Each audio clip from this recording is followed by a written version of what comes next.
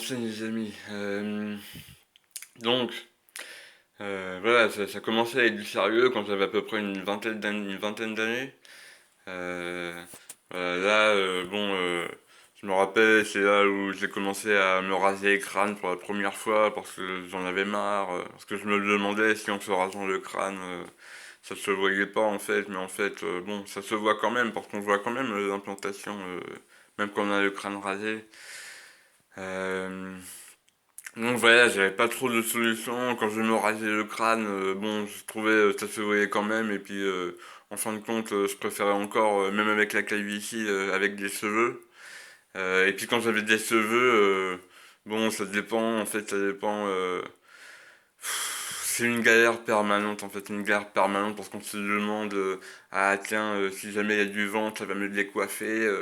On réfléchit à comment on fait pour peut-être se replanter des cheveux, mais ça coûte très très cher et en plus, quand on se renseigne un peu sur les forums et tout, on voit que ça peut engendrer des problèmes si c'est mal fait, enfin, c'est pas évident quoi. Ouais, sur une autre vidéo à Lucien Boursin, là, comme je disais, Florent Pagny, Florent Pagny, lui, apparemment, il s'est fait vraiment faire un beau truc, bon, ça se voit pas, et je pense à l'heure actuelle, il y a moyen d'avoir un truc vraiment propre, mais ça reste quand même cher. On ne fera pas avec le contraire, surtout que, en fait, la calvitie, elle progresse, mine de rien.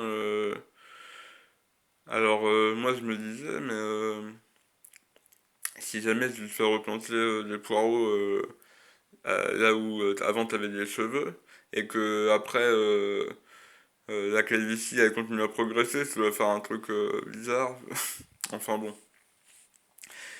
Bon, toujours est-il que moi de toute façon j'avais pas l'argent pour le faire et puis surtout je me demandais si c'était pas si ça pouvait pas être encore pire.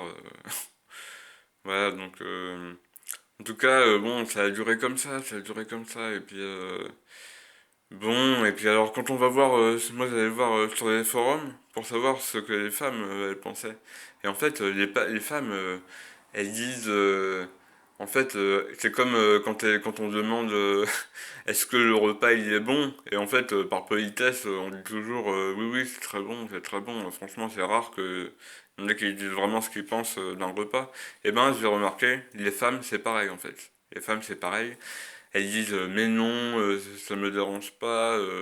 Nanana, Et bon, bah alors par contre, j'ai regardé. Parce qu'en fait, je pense, c'est que si jamais elles disent clairement, bah ouais, moi je trouve que ça, un homme avec la calvitie, c'est pas. Je trouve ça moins beau qu'un homme avec une belle ligne frontale. Voilà, ça symbolise. En fait, ça symbolise le vieillissement un peu, hein, parce que plus on est vieux, et plus il y a de monde qui a la calvitie.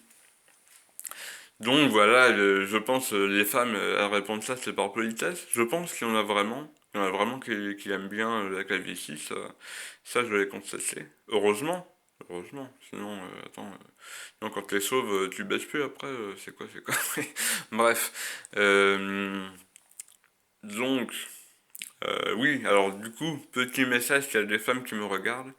Moi, je vous invite, hein, je vous invite juste à dire, à être sincère, à dire la vérité, à dire oui, bah écoutez, moi c'est vrai que je suis moins.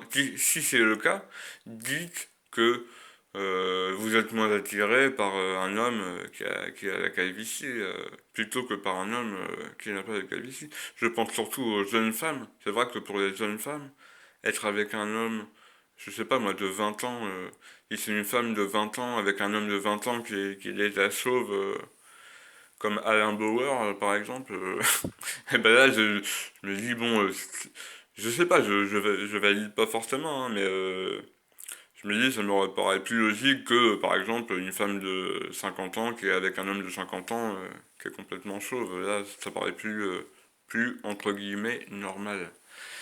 Donc voilà, moi je vais finir cette vidéo en faisant du coup une invitation aux femmes à être sincères quand elles sont moins attirées par la calvitie et quand on leur demande, eh ben, voilà, ça coûte rien en fait, vous dites bien que c'est pas de votre faute, c'est la nature ou le formatage médiatique, on sait pas trop.